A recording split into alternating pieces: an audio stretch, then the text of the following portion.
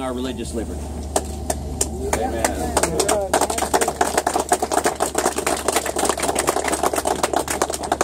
And what I want to tell y'all as a word of encouragement is that look around what you see here tonight. This is happening across the state of Iowa. It's happening across the country. Whereas people are rising up. And it's one of the real blessings of having the chance to run for president is that I spend almost every day on the road traveling around, and there is an energy, there is an excitement. You know, sometimes things have to get really bad to wake people up. And it's, you know, if you're reading the newspapers, if you're watching the news, if you're getting demoralized, let me remind you what Scripture says, which is there's nothing new under the sun. And I think where we are right now, it's very, very much like the late 1970s. The parallels between this administration and the Jimmy Carter administration are stunning. Same failed economic policies, same messed up foreign policy. And you think about what happened in 1980. We saw an incredible grassroots movement sweep this country. And it didn't come from Washington. It came from the American people, and it turned this country around. We went from economic stagnation to booming growth. We went from our hostages in Iran to winning the Cold War and tearing the Berlin Wall to the ground. And what I want to tell y'all is the same thing is happening. It is happening all over, that the people are waking up, and we know how to fix things. None of this is rocket science. The great thing about eternal truths is they're always true. The free market principles and the constitutional liberties that built this country. They worked 200 years ago, they worked 100 years ago, they worked 50 years ago, they worked 20 years ago, and they work today. You want to turn the country around, get the federal government off the backs of the necks of small businesses and farmers and ranchers and job creators across the country.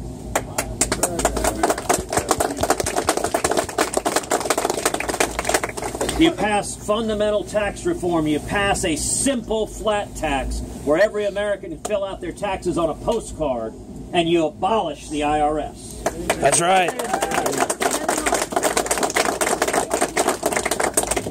And you pull back the federal regulators that have descended like locusts on small businesses all across this country. You know, I'm reminded a few years back I was out in West Texas. And I asked folks there, I said, what's the difference between regulators and locusts? I said, well, the thing is, you can't use pesticide on regulators. And this old West Texas farmer, he leaned back and said, want to bet? And the most important regulatory reform we can do is we need to repeal every word of Obamacare. Yeah.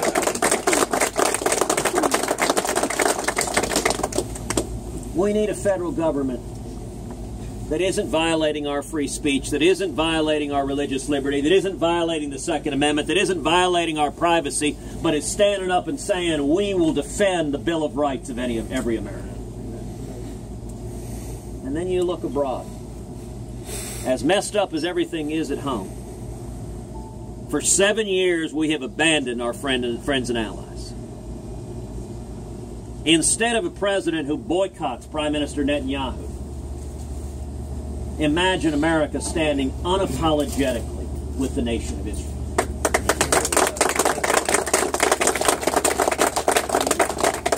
Imagine a commander-in-chief standing up and saying, we will defeat radical Islamic terrorism. Yeah. And imagine one willing to utter the words, radical Islamic terrorism. Or instead of a president trying to give $100 billion to the Ayatollah Khamenei, imagine a commander-in-chief that says under no circumstances will this theocratic Ayatollah, who chants death to America, under no circumstances will Iran acquire nuclear weapons. That's right. Look, all of this is common sense. It's simple common sense. Live within your means. Don't bankrupt our kids and grandkids. Follow the Constitution. And the word of encouragement I want to give you is people all over the state, all over the country, are seeing it. They're waking up. And the best thing we're seeing is people who've never been involved in politics are standing up over and over again saying, what are we doing? That's what it takes for real change. It took Jimmy Carter to give us Ronald Reagan. And I think the greatest legacy of Barack Obama is going to be a new generation of leadership in this country that brings us back to the Constitution, brings us back to the free market principles that built this country. So with that, I want to thank you all for being here, and I want to open it up. I'm happy to answer or dodge any questions you might have. Yes, sir. My question concerns different taxations. The 401k, we have a lot of people with 401ks. Yep. It is taxed at a normal rate, but your 401k is built on the market. Why do we not get the capital gains rate in 401k, and what would you do to support something like that? Well, listen, when it comes to the way 401ks are taxed, you invest, as you know, with pre-tax dollars. And then when it comes out, you pay taxes on the back end. The tax plan that I've introduced, which is a simple flat tax, let me tell you how my tax plan operates and then how savings are impacted. So it's a simple flat tax that's, say, for a typical family of four. Family of four, the first $36,000 you earn, you pay nothing in taxes. No income tax, no payroll tax, no nothing. After $36,000, everyone pays a simple flat tax of 10%. That means no longer does the billionaire hedge fund manager pay a lower tax rate than his secretary. Everyone pays the same simple flat fair tax.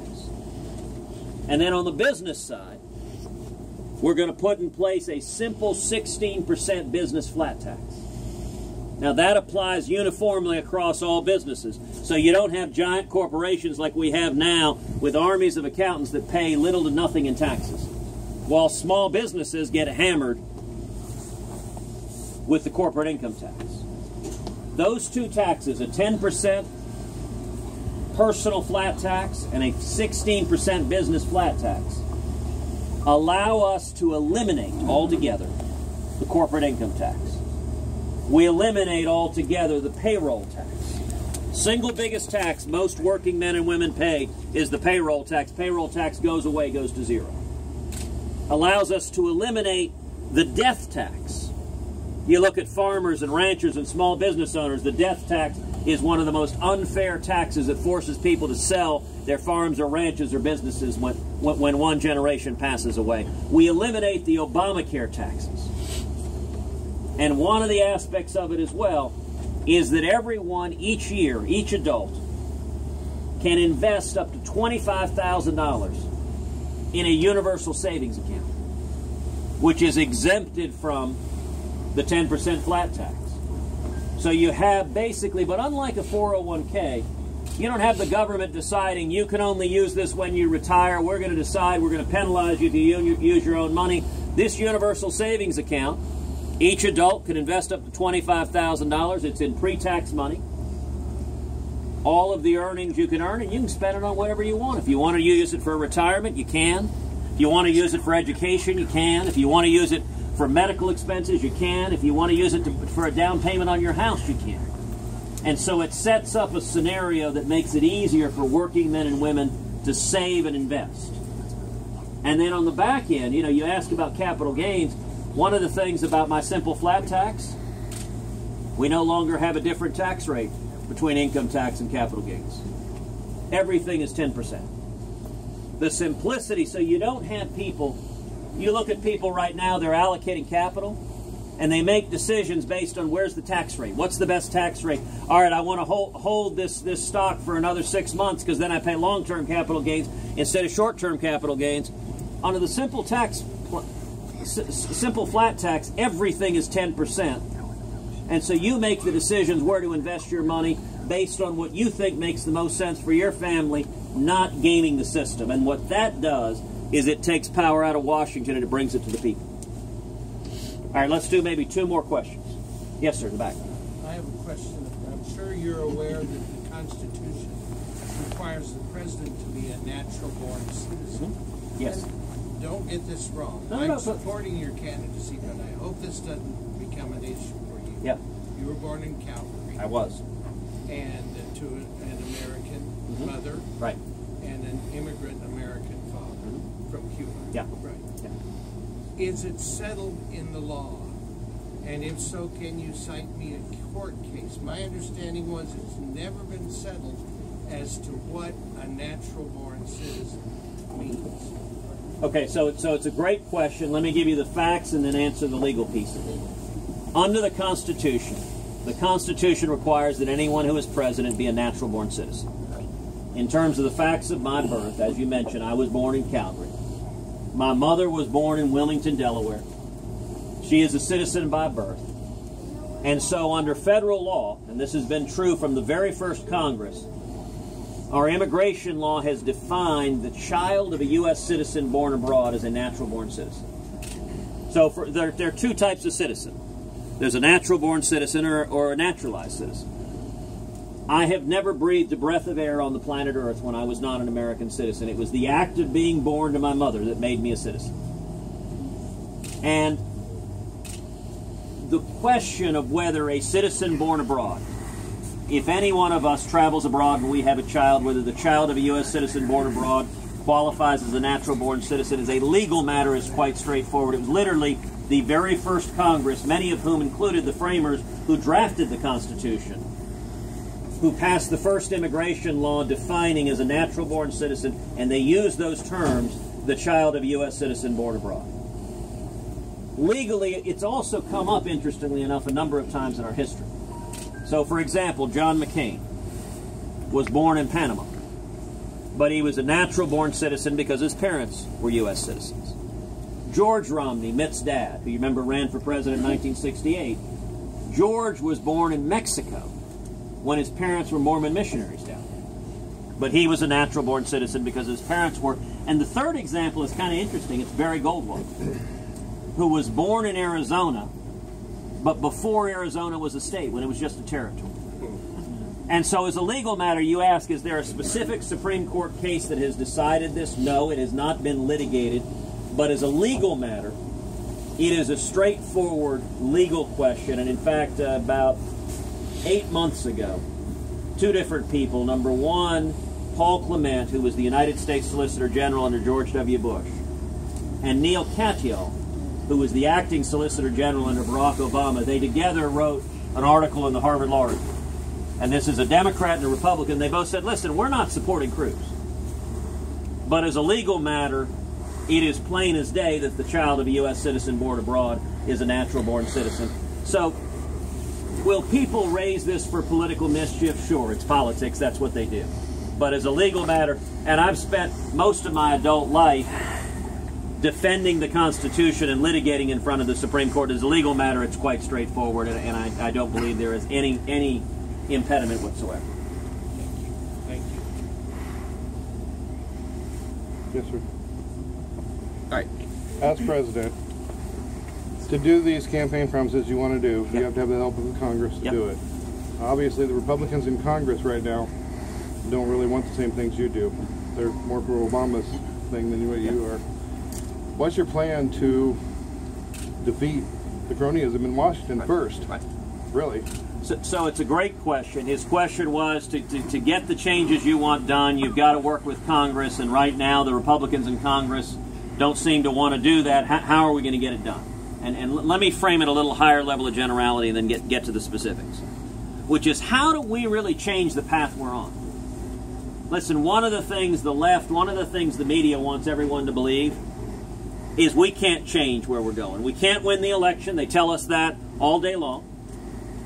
And even if we do win the election, you can't change. The country is lost. We've gone over the cliff. There's nothing a president can do to change the path we're on. I think both of those are absolute lies. In terms of how you turn the country around, you know, there are 3 major avenues of presidential change. The first is executive power. You look at many of the abuses Barack Obama has done, it has been through abusing executive power, intruding into the constitutional legislative authority of Congress. But here's the silver lining. Everything done with executive power can be undone with executive power. And I have pledged on my first day in office to rescind every single illegal and unconstitutional executive action taken by President Obama. Yes, sir. Yeah. So a president can do that immediately. A president can rescind the illegal and unconstitutional executive amnesty that Obama put in place, and I intend to do that. A president can rescind the illegal exemption from Obamacare that Obama put in for members of Congress, and I intend to do that. The second major avenue of presidential change is foreign policy. And it's worth remembering, in 1981, Iran released our hostages the day Ronald Reagan was sworn into office. That's the difference a strong commander-in-chief makes. So I pledged, for example, on my first day in office, to rip to shreds this catastrophic Iranian nuclear deal.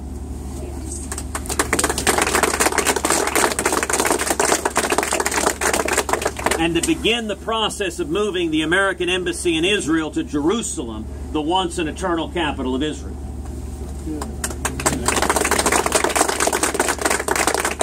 Now, both of those a president can do on his own, without Congress. Those are inherent in the powers of Congress. Also on the executive power, I have pledged to instruct the Department of Education that Common Core ends today. Yeah. And to instruct every federal agency that the persecution of religious liberty ends today. Yeah.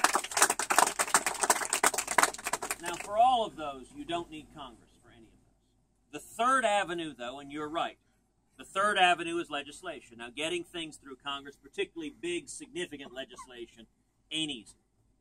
I'm running on two big legislative changes. Number one, repealing every word of Obamacare and passing common sense health care reform instead. And number two, fundamental tax reform, a simple flat tax. Now listen, I am not remotely naive or Pollyannish. I don't think those are easy to get done. Washington is broken. If you ask me, could I get those passed today in Congress right now? Not a chance. And it's not complicated. Why? You look at all the lobbyists, you look at the corruption in Washington. There are more words in the tax code than there are in the Bible. Not a one of them is as good. That's right. And that's where the lobbyists focus. It's where the carve-outs, it's where the corporate subsidies, it's where the special giveaways are all buried in the tax code. So the lobbyists don't want to get rid of that power. How do you change it? The only way to change it is you got to change the rules. If you think back to how Reagan in 1980 changed the entire direction of this country, he did it by going over the heads of Congress to the American people. So I intend to make the 2016 election a referendum on repealing Obamacare and adopting a flat tax and abolishing the IRS.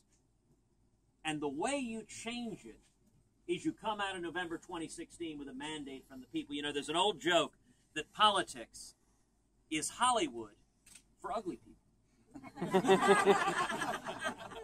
My wife says I resemble that retard. But the way you change it is you change the incentives, where suddenly a whole bunch of politicians say, holy cow, if I stand in the way of this, I'm going to get thrown out of office and have to get an honest job for a living.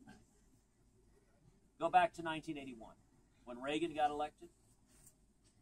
He was campaigning on fundamental tax reform, cutting the top marginal tax rate from 70% to 28%. Now, that ain't easy, and he was doing that with a Democratic House of Representatives. Tip O'Neill was the Speaker of the House. Tip in 1981 said to Reagan, don't even bother sending your tax plan to us. It's dead on arrival. I got 20 Democrats to kill the bill before you even send it over. So what did Reagan do? He went over their heads to the people. And he energized and mobilized a grassroots tsunami.